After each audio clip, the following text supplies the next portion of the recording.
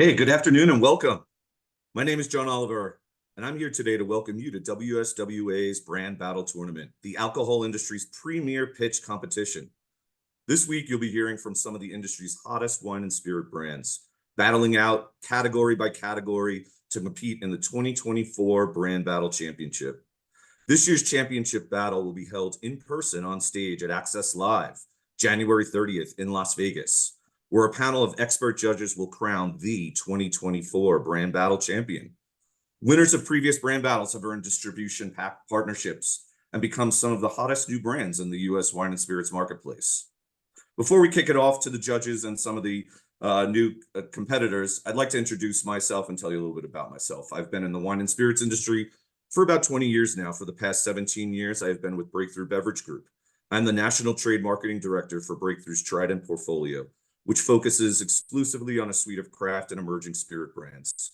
In this role, I work with our portfolio of brands to help build programming and selling tools to help drive brand awareness and pull at the point of purchase. Today, you'll be hearing from 4 different brands who will spend a few minutes each presenting information about their products. After each presentation, the judges will have a few minutes to ask questions and provide feedback. I encourage all of you watching to add your own questions and thoughts in the chat box here at the bottom of the screen. We'll try to answer all questions that come through during the tournament. At the end of today's competition, we will announce our category winner from our judges' votes. The winner of today's tournament will then move on to the championship battle live on stage in Las Vegas on January 30th. All right, let's get to it. So I'd like to start off our competition by introducing the esteemed panel of judges that we have with us today.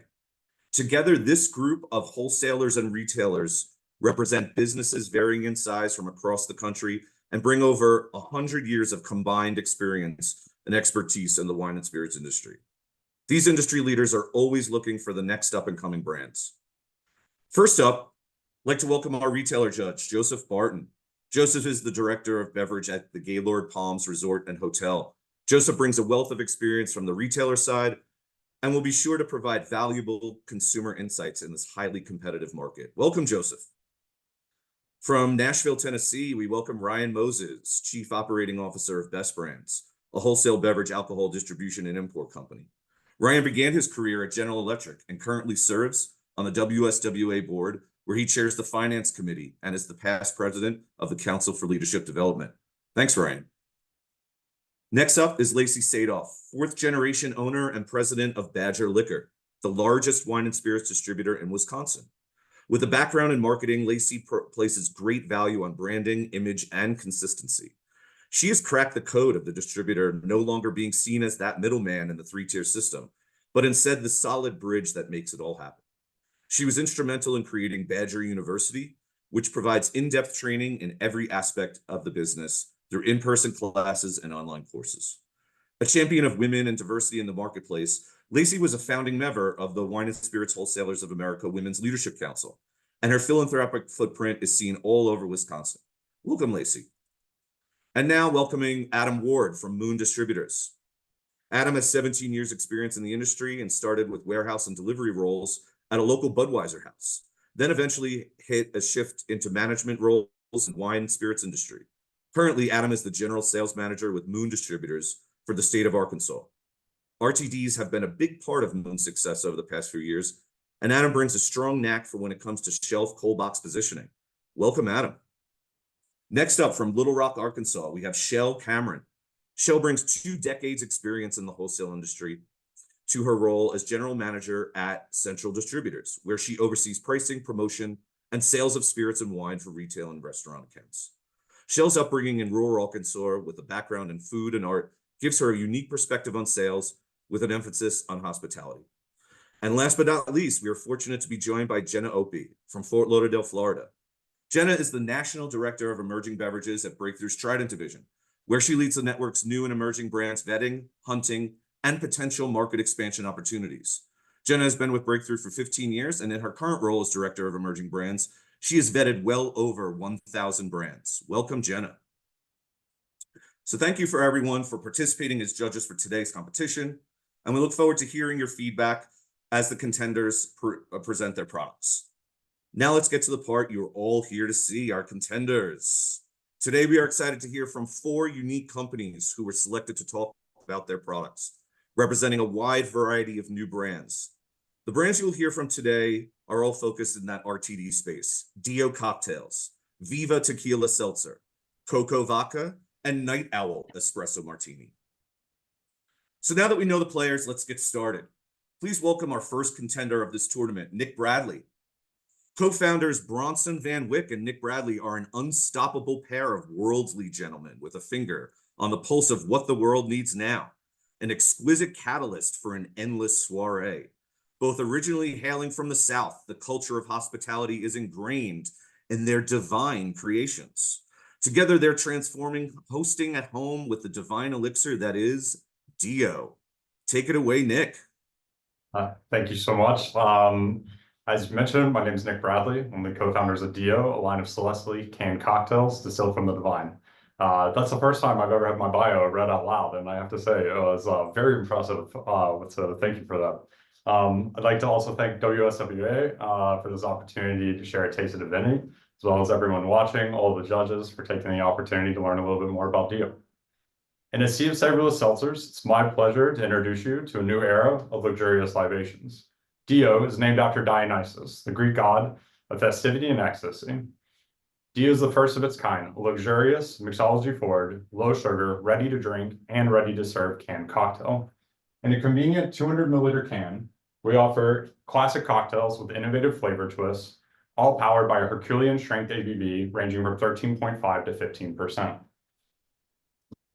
From my bio, I first started my career working in advertising and branding at some award-winning agencies in Los Angeles before first starting my first venture, Pangea, men's swimwear brand for the worldly gentleman. In 2020, I was thrilled to receive a call from my dear friend and now co-founder, Bronson Van Wyck, to embark into the world of hospitality, creating a line of premium cocktail mixes for today's hedonist hosts.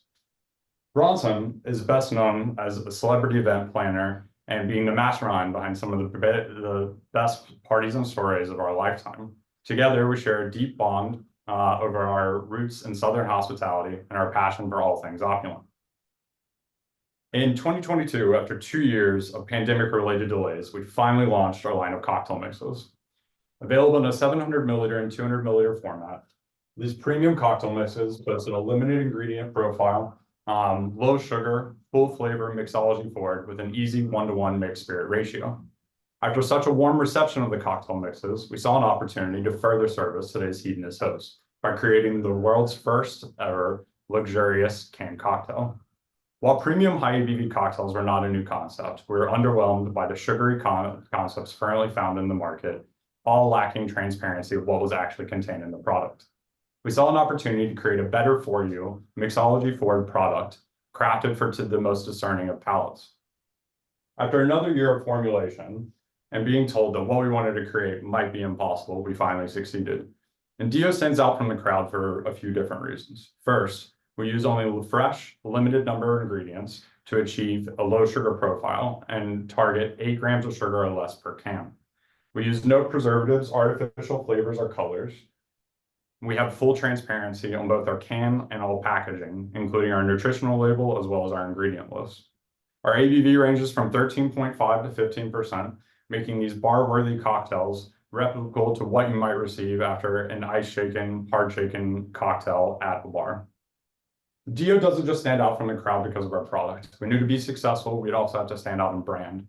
We tell a rich narrative focusing on marrying the glamorous New York party lifestyle with the hedonistic aspects of Greek mythology. We're also hyper-targeted on who we want to sell to. We target trend-setting luxury consumers in metropolitan cities, specifically millennials who are the early adopters in food and drink trends that later filter into the mainstream. We have 5 flavors currently, 4 of our core and 1 of a seasonal flavor. We focus on making classic cocktails that are recognizable with innovative flavor twists. Our first is the Hibiscus Rose French 75, crafted with a botanical gin. We have the Spicy Pineapple Margarita, which was made with 100% agave spirit. The Turmeric Ginger Lemon Mule and the Tahitian Vanilla Espresso Martini, both crafted with a smooth premium vodka. The Honey Date Gold Rush, which is our first seasonal flavor, crafted with an American bourbon. For pricing, we focus on hitting a on-shelf price in New York of $6.99 and $5.99 in all other states. We offer our product in single serve in New York, as well as our 4-packs and an 8-can variety pack for e-commerce. We've been very fortunate that we launched with a Vogue article christening our launch of the canned cocktails in July of 2023 and have received numerous other press and accolades. In 2023, we remained hyper-focused on our home base, New York City, as we like to refer to as the playground of gods, building our off-premise and on-premise footprint. In 2024, we've already been confirmed for a national airline partnership and plan to go deep, not wide, expanding to California, New Jersey, Colorado, Georgia, and Florida, focusing on off-premise and on-premise, but specifically targeting on-premise hospitality accounts such as hotels, resorts, golf, and transit. Hey, Nick, you have about 30 seconds left. Perfect. I'm just getting to the last line. In closing, Dio is going to be successful, not just because it's a damn good cocktail, but because we are pioneering a new sector of the canned cocktail market, luxury. Thank you guys and everyone for the time to share a taste of the Danny with you today, and look forward to getting your feedback. All right, Nick from Dio Cocktails, thank you. Now let's bring it back to our panel of judges for some Q&A. Let's start off with Lacey Sadoff from Badger Liquor. Lacey, what are your questions or thoughts? Lacey, you're muted.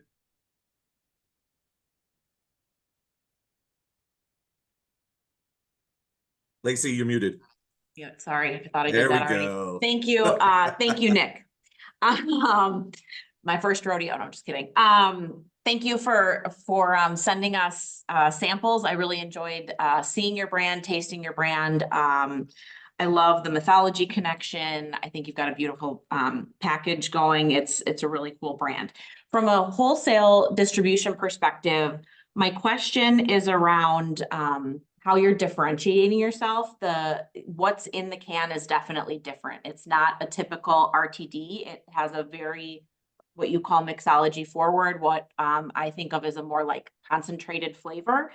When I think they taste better when you're serving it as an actual cocktail over ice, shaken, however you want to present that. How are you communicating that to your target market? Because I think it's, from my perspective, more approachable as a cocktail and not just like an open the can and drink. So I just want to get your thoughts on if you agree with that and how you're going to sell through from a wholesale perspective on the on and off premise. Yeah, no, it's a great question, and it's something that we've gone back and forth on in formulation quite a bit. I think it's really interesting because Bronson, my co-founder, I think definitely falls more in the camp of your palate in terms of liking maybe a lighter flavor for the RTD. And I think the challenge that we had with this, especially at our price point, is we really wanted to create, a luxury product that was super versatile. So something that could be drank directly from the can, which I personally do like full flavor. So it definitely hits my note on that. But I think to your point, what's really nice about it is that if someone is looking for something that is a little bit lighter or maybe a more true cocktail, if you will, it also can be served over ice. I think the challenge in formulation, right, is if you go too far on the RTS side, then you can't go RTD. And if you go too far on the RTD, then you can't go RTS. And so I think striking that balance has been a challenge, one that I feel really confident that we're pretty close to within these. To answer your question about how we're communicating this, first, even though these 200 milliliter cans are full with design, it is listed on there that these can be drank directly from the can over ice. In a lot of, obviously we're doing a heavy, tasting program here in New York. And as we continue to expand, plan to roll that out in other states as well. And I think, that's one of the biggest pitches, obviously really picking up the differentiation in terms of the flavor profiles, the low sugar, the clean product itself, but also the versatility that this can be something that can be, taken off to the beach. And that's why we chose, a can and not a glass bottle. But also if you're looking for a more elevated cocktail and you have the option of shaking it, putting it over ice, dressing it up a little bit, serving it, you can do both of those. So I think to answer your question, it really is about that consumer education piece of that within that. And, for us, it's the versatility that was really, really important when creating this product. Great. Thank you. Thanks, Nick, and thanks for the question, Lacey. Let's move it over to Ryan. Ryan, what are your thoughts?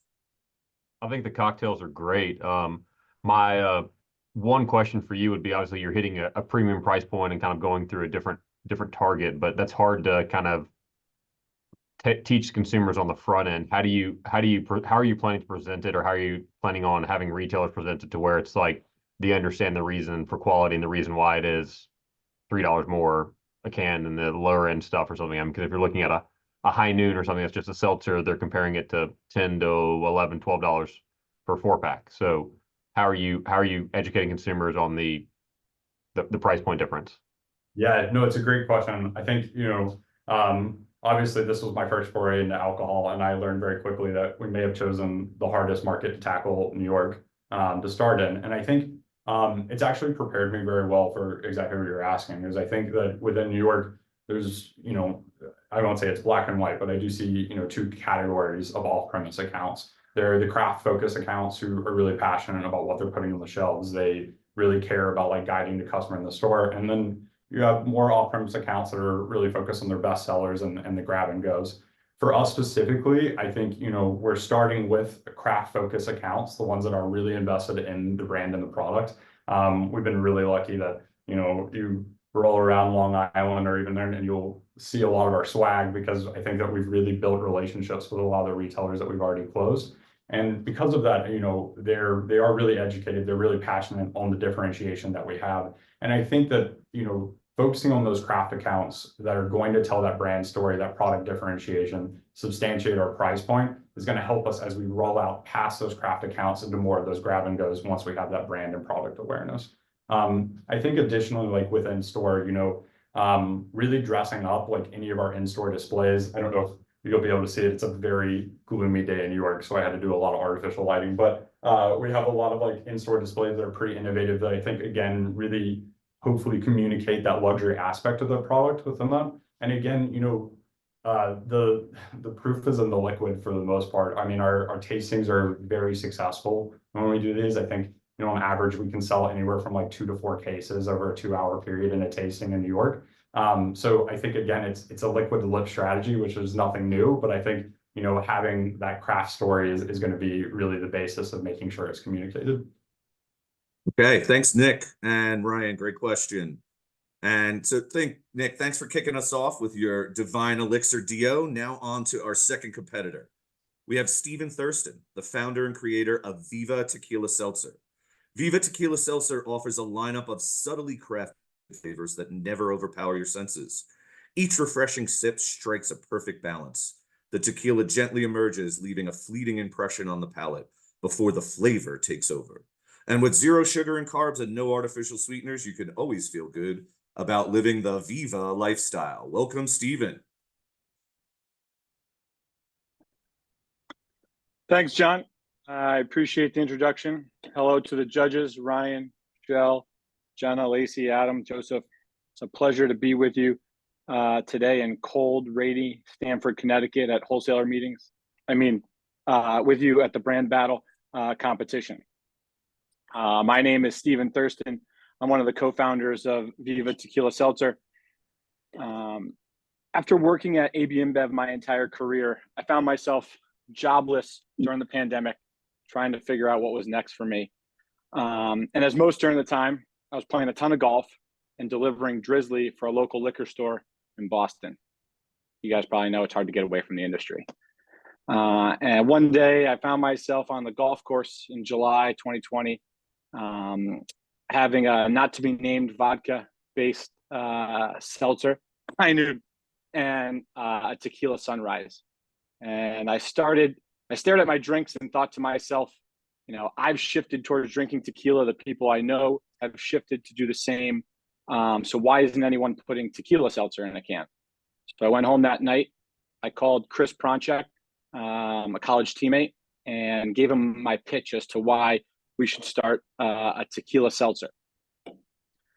I knew it was a good idea when he actually pondered the idea, shutting me down right away like he usually done and had done about 10 times before.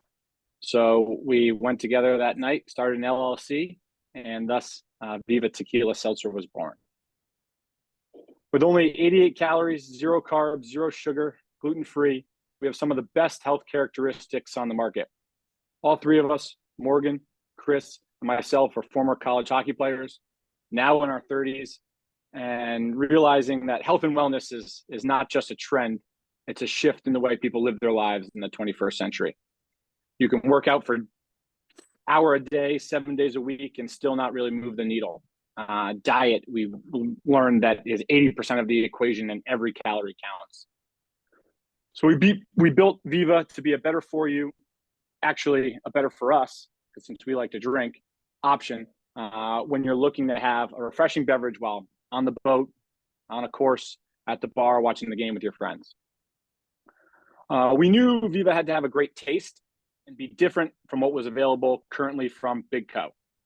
So that's what we built.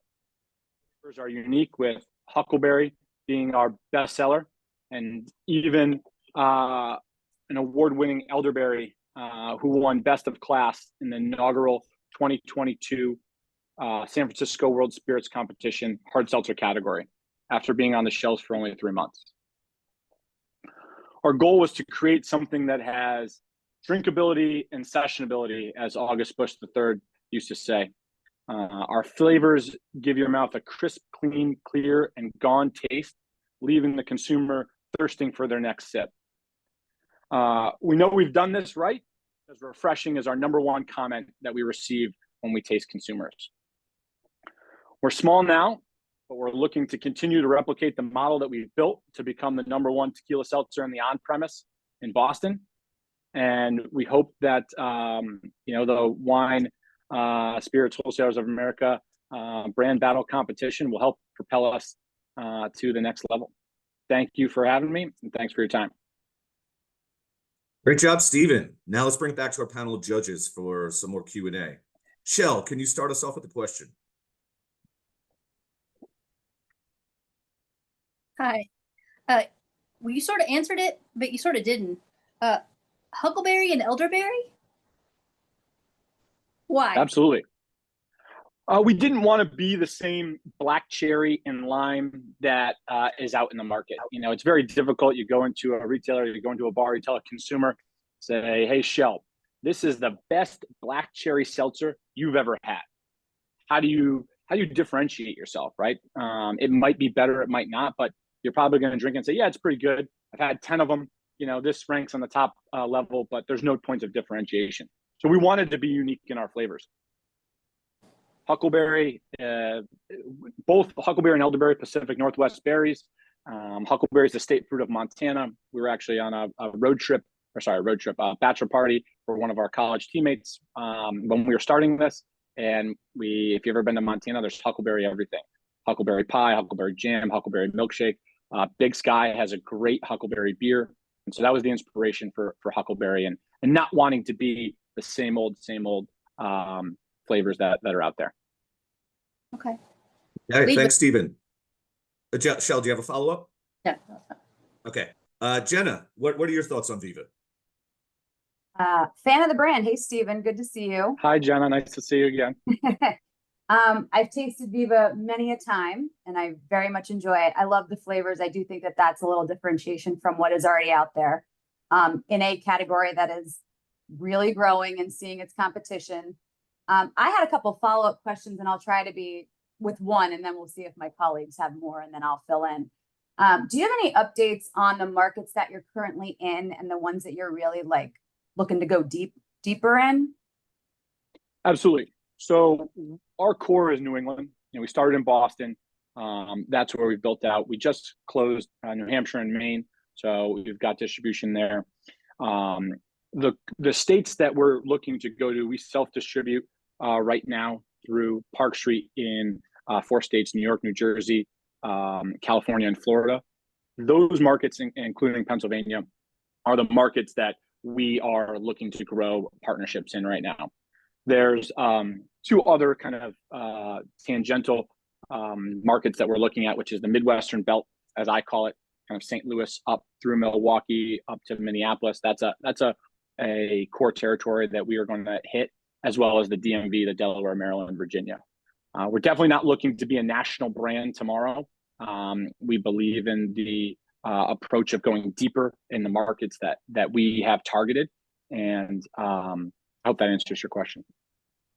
Yeah, and then I'll just ask one more. It won't take up too much time, but I know that you guys are the 4 flavors in 4 packs. Have you given any more thought to a variety pack since you are very retail driven? We've got we call it a sampler pack, not a variety pack. We try and be different in any way possible, but we really see it as consumers going out and maybe taking it to a party, sampling a bunch of people, sampling themselves, and then driving back to the 4 packs, which is our bread and butter. So we've got this one. We're developing new flavors. This has 2 flavors of each of our 4 flavors. I didn't say it before, but I know you all got samples. Watermelon and grapefruit are our other 2 flavors. A little bit more down the middle. They each have their own story. Huckleberry and elderberry, definitely our top sellers. We're developing new flavors to have them ready in the arsenal when we're going to deploy them. We haven't yet announced, but we're very new. So, having new flavors in Florida doesn't really do us much good when most of the consumers in Florida haven't even tried huckleberry and elderberry yet. Great. Thanks, Jenna. Joseph, from a retailer perspective, what are your thoughts? I really like the brand. So with your route to market, it looks like you're very sales driven as far as a team. Is that how you're hitting the ground running, is just getting out in the market to sell it? Yeah, I mean, we don't own our own production facility. So, we're not investing our capital in production. We actually have a great partner in Wisconsin who makes our product for us. We really love working with them. But sales and marketing is the focus. 90% of our P&L is going towards sales and marketing. That's what we believe. We believe we're building a brand. So, all of our employees do sales, our sales. We've got a few folks that do kind of the back end operations, logistics, legal, compliance, finance stuff. We find it easy to do, but it's hard to put yourself in different territories, right? You can only be on premise in Boston or Connecticut or Rhode Island in person. So we know that the manpower has to be in the sales and marketing areas. Great. Thanks, Stephen. Thanks, Joe, for the question. Stephen, Viva Tequila Seltzer. Next up, we will hear from Mark Convery from Coco Vaca. Mark and his partner, Ave, created Coco Vaca while they were looking to create the perfect escape in a can and something refreshingly different. The perfect escape, anytime, anywhere. Mark, Coco Vaca, take it away. Amazing. Thank you so much for the intro. It's a pleasure to be here as well. Thanks for the honor to be competing with the other competitors as well. I'm excited to try a few of your drinks next time I see you guys. We are Coco Vaca. My name is Mark Convery. I'm the co-founder and CEO. We started Coco Vaca because we wanted to create something different. And the best way to summarize Coco is we are the original hard coconut water. In a world full of seltzers and vodka sodas and ranch waters, Ab and myself, we wanted to crack into the can space, but we knew we had to be completely different. We did a bit of a deep dive. Like many great ideas, it starts with drinks. So we drank bourbon. We got the ideas of what we would create into a can. And it was funny, it wasn't until the next day when we were drinking coconut water to stay hydrated from our big night that it dawned upon us that no one was really making a hard coconut water. So we stopped what we were doing. We formulated Coco Vaca and Coco Rum. We hit the market in the smackdown of the middle of a pandemic. Coco Vaca, it's a refreshingly refreshingly different because we use real coconut water. About 20% of our can is real coconut water. We use triple distilled vodka, 5%. And we just did a splash of carbonation. One of the other things that we hated when we were drinking, all the drinks that we loved is if you got that bloat feeling. And with the health conscious drinkers taken into this market, we thought it was important to give them something that they can enjoy on a golf course or with their active lifestyles as well. Coco Rum is the exact same as our vodka, only we use a white premium rum that we import from Puerto Rico. And since then, we've extended into multiple flavors. Coco Vaca Lime uses real lime juice that we import from California, and pineapple juice comes from Indonesia. So we created this to be different. So real coconut water is one of the big separating factors. There's nothing like it on the market. You're seeing the trend for spirit-based products. So we do use real vodka, real rum. Real juice was important for us. Flavor forward was number one. We wanted something that we would enjoy drinking for a number of years. And even people that hate coconut water still have found a home with cocoa. And we've switched a lot of people that don't like coconut water or coconut flavor through pineapple lime in our new Cocoa Rum Mojito as well. Finally, we don't use any malt. We don't plan on using any malt. And we kept it at 5% because we know there's a lot of markets in the US and Canada that are now starting to open up the grocery stores. And many of them don't want to see alcohol over 5%. So we've never gone with a more bold cocoa. We've always kept it at 5%. On shelves, we sell for anywhere from $9.99 to $14.99, depending on the state or province. And yeah, we produce everything in the US. We produce in US, in New York, upstate New York. And everything we produce in Canada is based out of Toronto. Av and I were crazy enough to start a brand new category during a pandemic, not just in one country. We decided to do it in 2 countries because that's how crazy we were. But we've managed to scale cocoa in a very short period of time to 25 states and 5 provinces. We have an incredible growing team behind us now too. I think it goes back to that when you create something good, people start talking about it. We've kept our entire business lean. We haven't spent a lot on social. We put the can in as many hands as possible, and they've spread the word for us. We've got a wild following. If you don't already follow us on Enjoy Cocoa Life TikTok, we just had a recent one go viral of 1.2 million views. And we recently also partnered with deadmau5. For those of you that don't know who this isn't Mickey Mouse. deadmau5 is one of the largest, most recognized and world-renowned DJs in the world. And we're super excited about the new partnership with him. He's a fan of the product. And for the first time ever, we did a collaboration with our original Cocoa Vodka in a deadmau5 can that hit shelves. It sold out in Canada fairly fast. And we're in a few states right now in the US with it as well. In closing, we know that cocoa is an escape. At the end of the day, the alcohol business is so much fun because of the escape lifestyle. We wanted to create something that people can escape with. And moving forward, our goal is to continue to grow. We were focused on retail, but we're pushing more on premise now that COVID's eased up and people are getting back to life again. And we want to have cocoa be part of what amplifies all the fun that they have when they're drinking with friends or family and in their active lifestyles. We're also very excited about some new packaging. That was a big thing. We just are going to be launching this next week in Canada. At the LCBO, we're about to open up a new province here in Canada as well. So a lot of good things happening with cocoa, and I'm excited to hear the feedback on how everyone enjoyed cocoa. Thanks, Mark. Now let's bring it back to our panel of judges for some more Q&A. Adam, let's kick it off with you this time. Yeah, I like I call it the OG can, because you got a lot of smaller cans coming and the skinny cans. I like that you stayed with that. You answered one question about the 5%. That's huge in our state just because we're such outdoorsy type people down here. What, besides what you got behind you, what other POS do you have available? Do you provide or split with distributors like things like Glides and any new flavors that might be coming? The brand's been here for a little bit. It kind of seems it needs a little revive. Yeah, thanks for that, Adam. Yeah, we're heading into our 3rd year now on shelves. And we love the stubby can too, the standard can. We got a lot of feedback from retailers that they liked it as well. It's a little more sturdy on shelves if you do break it out of the 4-packs. In regards to support, Case Stacks is our #1 seller. So we have a lot of great relationships with Total Wine in Texas, where they just stack cocoa up. We've done umbrellas, we've done beach chairs, towels, giveaways. And then on premise, we're very excited. We actually bought a bunch of these buckets during the pandemic, being excited that we're just going to go out and sell a bunch of these buckets to hotels, resorts, and pool parties. And then no one was going to hotels and resorts and pool parties. So we're excited to finally have our escape buckets. And we already know there's lots of trends of consumers looking to crack cans at these types of places, and not your traditional beers and cocktails.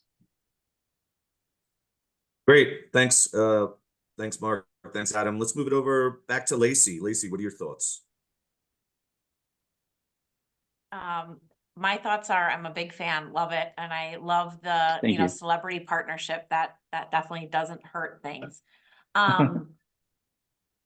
My question for you is on, you're in Canada, you said, I think you're in 25 states. Did I hear that right? Yeah. Yeah. How are you keeping up with production? It's a great question. Keeping up with it all is even the bigger question that we typically have every day. Is we've kept it. Believe it or not, it's only been 4 of us that manage this entire operation. We lean heavy on our distribution partners. We've built real strong relationships with them. How we're keeping up with production, we've got a great team in New York with unlimited capacity. Same with Toronto, Canada. It's dividing the 2 countries and separating production has allowed us that. And now we're looking for a second partner on the West as we're growing in Texas, in Florida, in California, and we hope to launch Nevada this upcoming year as well. We want to make it easier for our distributors to get cocoa quicker and our retailers and fans to get it quicker too. So we're excited to look for another way to produce more cocoa. I just have another quick question just because I'm personally curious about it. Because you have the Dead Mouse partnership, are you looking into like festivals and club promotion, like actually positioning yourself specifically in that type of market? Or was it just like a one-off, we love Dead Mouse, he loves us, we're going to do this? Yeah, great question. It's so much like the other competitors, you learn a lot really fast in this industry. We thought having Dead Mouse that all the festivals would just be like, yeah, we want the Cocoa Vodka Dead Mouse. But we realized really quick, that's not how the world works. It's usually controlled by 1 or 2 big brands that I don't need to mention. And getting space in that category is really tough. One thing that we've been lucky though, is there's not a lot of rum in canned beverages. So cocoa rum is kind of shining through where they might have a tequila seltzer, they might have a vodka seltzer. They don't typically have an RTD with rum in it. So we believe rum's going to be the new tequila, and we're happy to have already 2 SKUs. And I know it was asked as well, do we have any flavor extensions? We're likely going to extend into 1 more rum flavor, and we might lean on. We did a cocoa cocktail competition when we first started. We're one of the only drinks that people are making cocktails with out of the can. So we've seen people do Cocoa Vodka Cosmos, and that's where we got the idea for the mojito as well. So we might lean on our fans to let us know what they want to see next as a cocoa cocktail, whether it be with vodka, rum, or even potentially tequila as well. Cool. Thank you. Great. Thanks, Mark. Lacey, one more question. Maybe let's punt it back over to Ryan. Yeah, thanks. Mark, love the product, love the taste. I think it has a good kind of mouthfeel on it as well, a little more kind of texture than lots of the seltzers. In that vein, as you kind of look at the better for you, health conscious kind of people, how are you balancing that? Because it has coconut water, which obviously has that, but obviously it has I assume a higher sugar content and other things than maybe some of these others. So how do you kind of in that? Thanks, Ryan. Funny enough, as we got a lot of people that drink coconut water, I don't think many people have looked at the label, because coconut water is typically higher in sugar naturally. I mean, it has the benefits of natural electrolytes, essential nutrients. But yeah, our sugar, we have 2 grams of added sugar in all of our products, and 9 grams comes from the coconut water. So there's a combined of anywhere from 11 to 12 grams, depending if there's a bit of juice in it as well. But the nice thing is it's all natural, so you don't have that weird sweetener taste. And we are looking at ways, at the end of the day, people want something that tastes great, it's refreshing, and it's tough to keep the refreshingness of it and take out the coconut water. We really wanted to always have a good balance of coconut water in the product, but we're looking at ways to maybe cut out 1 or 2 grams of sugar as well. Got it. Thanks. Okay. Thanks, everyone. Mark, thanks, with everyone. Cocoa Vodka, the perfect escape. Now on to our 4th and final contenders, a duo, Charlie Grace and Stephanie Jackson from Night Owl Espresso Martini. Charlie and Stephanie created Night Owl's ready-to-drink espresso martinis that combine premium spirits, high-quality coffee, and a hint of vanilla for balanced sweetness. Night Owl is made with real spirits, no malt liquors, no agave wines, and no artificial flavors. Take it away, Charlie and Steph. Thanks, John, and thanks to the panel of judges. Really appreciate the time. I'm Charlie Grace, co-founder of Night Owl Espresso Martini. Here with me today is my partner, Stephanie, who leads all sales and distribution. We are a New York City-based brand because, let's face it, New York City is the home of the Night Owls. Over the last 15 plus years, I've been involved with a number of bars and restaurants in both New York and Florida markets. What's become clear from my experience is consumers love espresso martinis. They're ordered contagiously. When one person orders one, the whole group follows suit. While consumers love to drink them, most bartenders hate making them. They are time consuming and annoying to make, especially when making multiple at once, which is usually the case. And not all espresso martinis are created equally. Consistency, quality ingredients, and great taste are a hard combination to find. Therefore, we started Night Owl to solve your problems. A classic made convenient, Night Owl is bringing high quality espresso martini to the masses in a single serve can. There's a reason why an espresso martini brand has not emerged and dominated the market. It's a really challenging formula to make. We spent over 18 months formulating the liquids to ensure best-in-class taste and even a better presentation upon pouring out of the can. We nitro infuse each can to help ensure that frothy finish that you've become accustomed to at your favorite cocktail bar. Our 200 milliliter single serve cans contain 12.5 ABV and 3 simple ingredients: real vodka or real tequila, no agave wines, no malt liquors. We source our tequila from the Orandane Distillery in Jalisco, Mexico, and proudly advertise their nom on our cans. We also include a double shot of espresso, Brazilian roast coffee, which equates to about 100 milligrams of natural caffeine. And lastly, a hint of vanilla for balanced sweetness. Night Owl is gluten-free, dairy-free, and contains no artificial sweeteners. We truly leverage great ingredients and a simple and clean formulation. This past September, our vodka won the double gold at the New York World Spirits and the gold at the San Francisco World Spirits. Our tequila variation won Chairman's Trophy and Top 100 Spirit at the 2023 Ultimate Spirits Competition. In terms of team, and in a crowded market, we're always looking for an edge. Therefore, I partnered with my co-founder, Michael Sachs, who owns the state-of-the-art co-packing facility where we produce Night Owl. This unique relationship allows us to leverage his best-in-class team and bring our products to market quickly, truly separating Night Owl from the competition. Michael and his team handle all production, operation, and logistics, while I focus on the business side: brand building, capital raising, sales and marketing, obviously in partnership with Stephanie.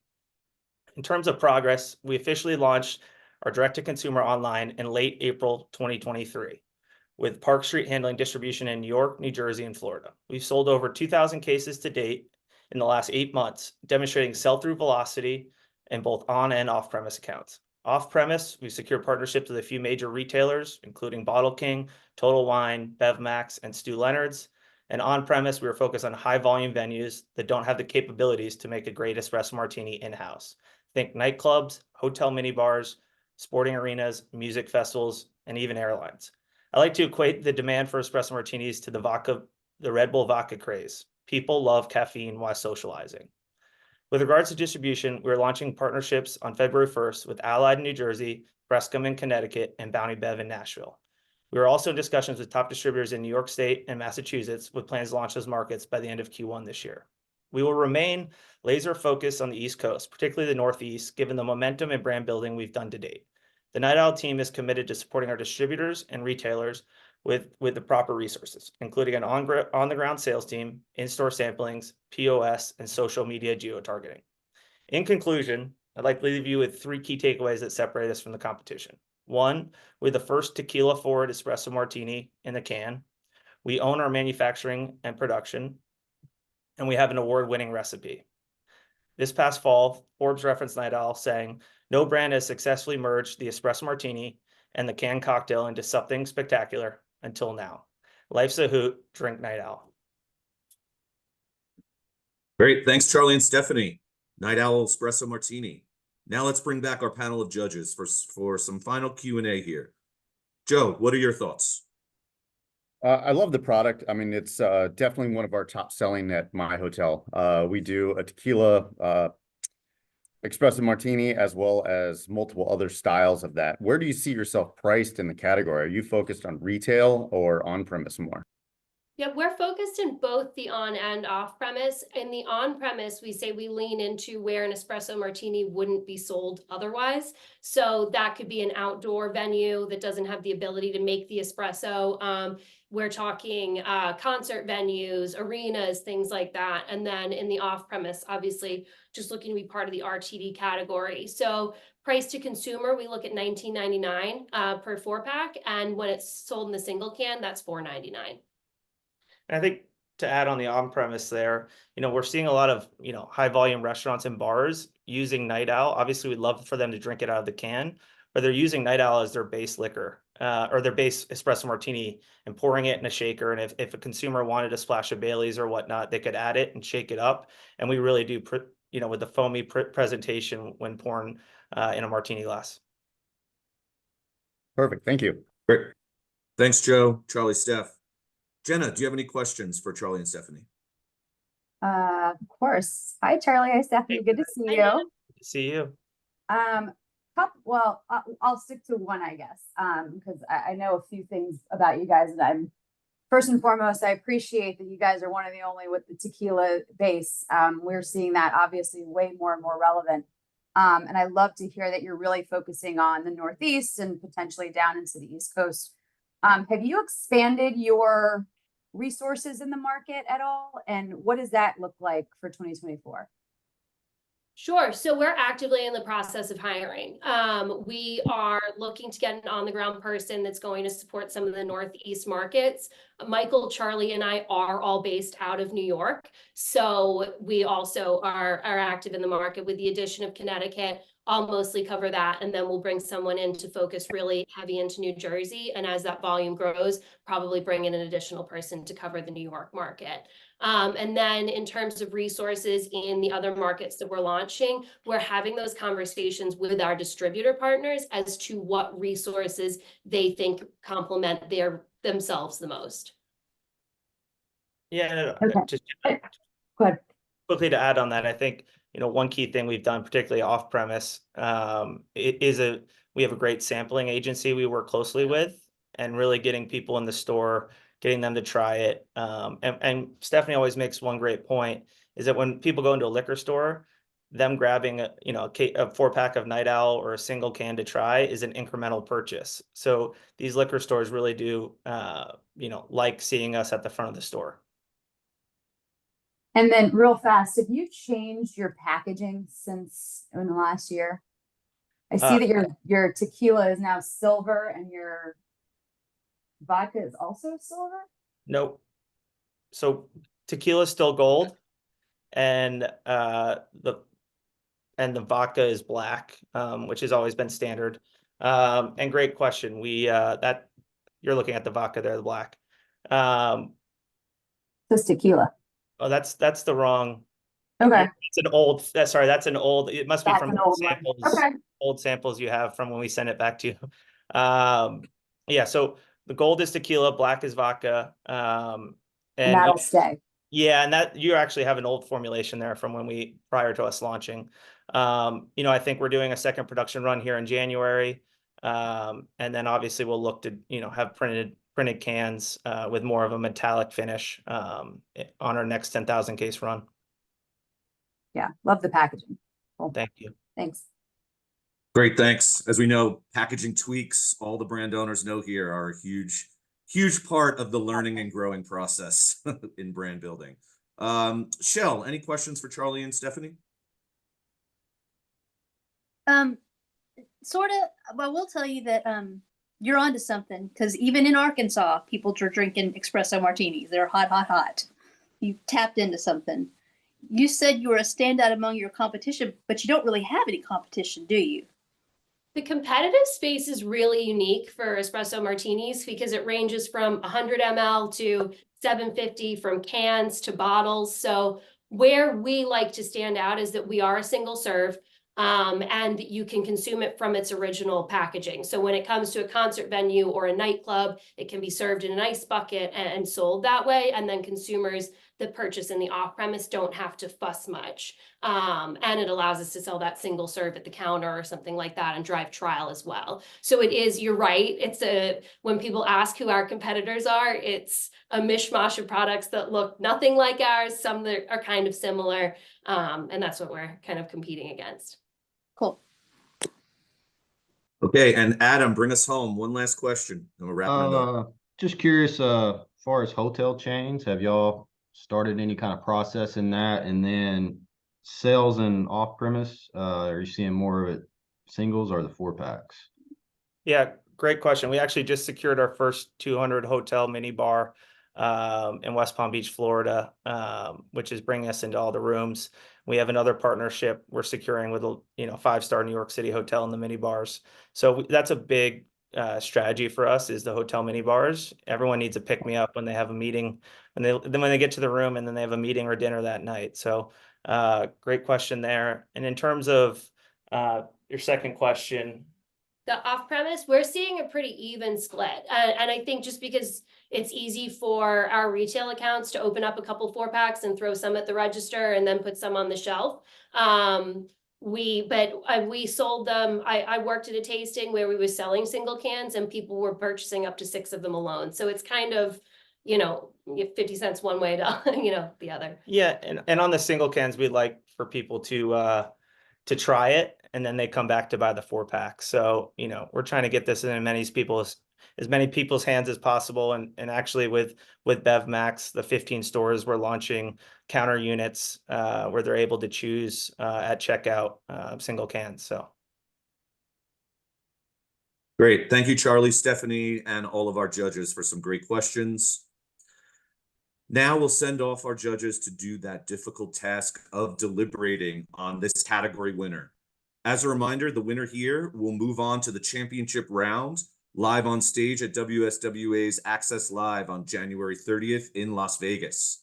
So to all our viewers out there, hang tight, don't go anywhere while our judges deliberate.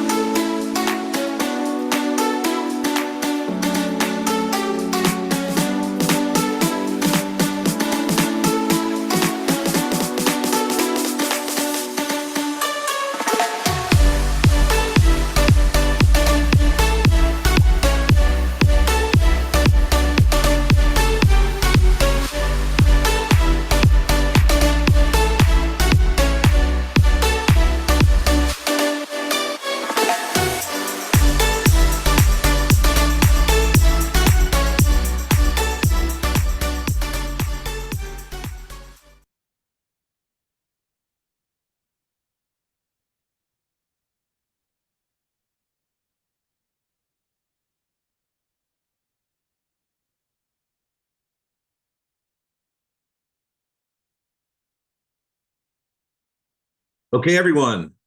The difficult task of deliberating has concluded. Welcome back.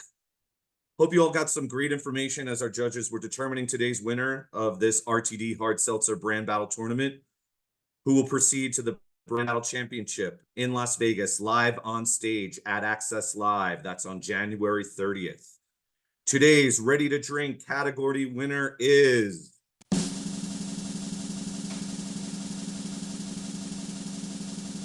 Night Owl Espresso Martini. Congrats, Charlie and Stephanie. Your award will be mailed to you in the next few weeks. I'd like to thank all of our contenders who participated today. Charlie, Stephanie, and the whole Night Owl Espresso Martini from the city that never sleeps. Congratulations. Someone from WSWA will be contacting you later today to discuss next steps. Congratulations, everyone. Hope to see you all at Access Live later this month in Las Vegas. Cheers.